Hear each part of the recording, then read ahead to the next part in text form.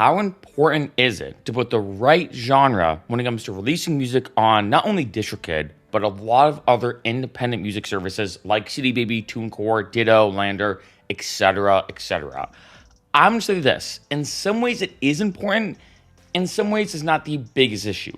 One, getting right into it, it's not this crazy thing. Like, let's say you make a rock song, and then when you go to put the genre, you by accident click hip hop or something along those lines.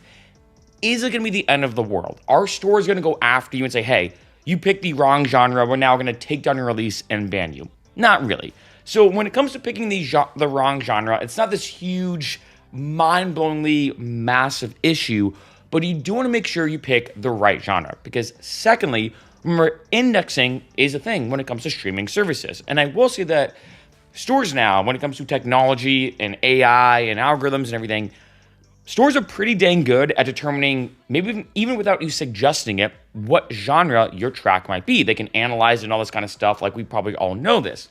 That being said, you still want to make sure you index it correctly. So for example, if you're releasing an electronic song, but you mark it as, I'm not sure, like relaxing or ambient music, but let's say it's this crazy intense EDM banger, you don't want to throw people off. And in addition, stores do take your genre into consideration when you do pick the genre when it comes to releasing music. So just keep that in mind. That secondly, I will say, although it's not the biggest deal to pick the wrong genre, secondly, you at least want to make sure that you're picking the most accurate one for indexing purposes, and as well to not throw people off if it says opera, but then they listen to it and it happens to be dubstep, for example.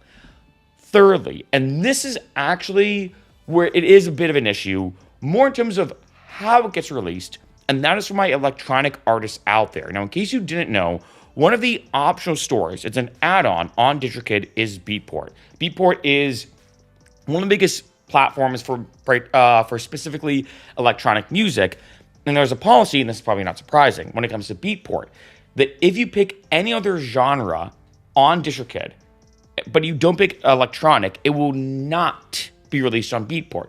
So to use a more accurate example, let's say you make a hip-hop song, and it's a kind of blend of hip-hop and EDM. So it's not fully hip-hop, it's not fully EDM, it's kind of like a unique blend.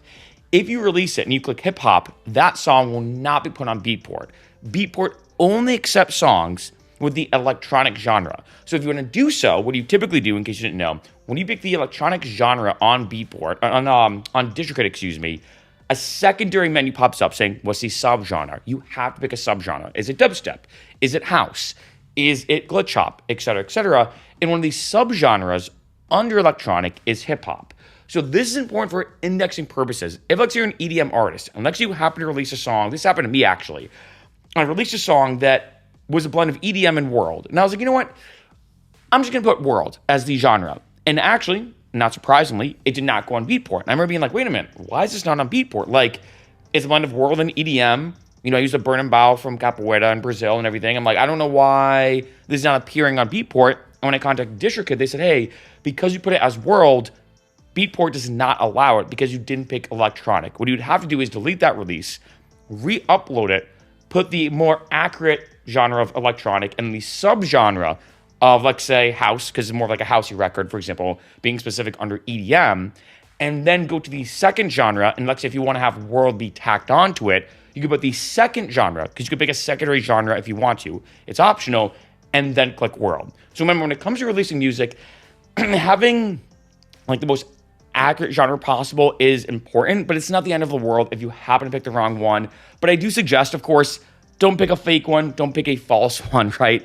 Secondly, like I said, this is big for indexing purposes, or it can be used for indexing purposes. And of course, just visually, as a listener, if I see opera, but I want to listen to a dubstep song, and I see that genre, obviously I'm not going to click the opera song if it says that, right? That's the genre. So you do want to do that just for like, make things easier under indexing. And then thirdly, if you are releasing electronic music and you want it to go on Beatport, you have to click the electronic genre, or else it will not be put on Beatport.